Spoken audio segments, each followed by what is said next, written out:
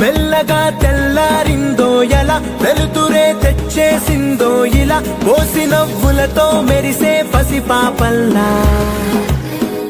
చేదతో బావులలో గలగల చెరువులో బాతుల ఈతల కళ చేదుగా ఉన్న వేపను నమిలే వేళ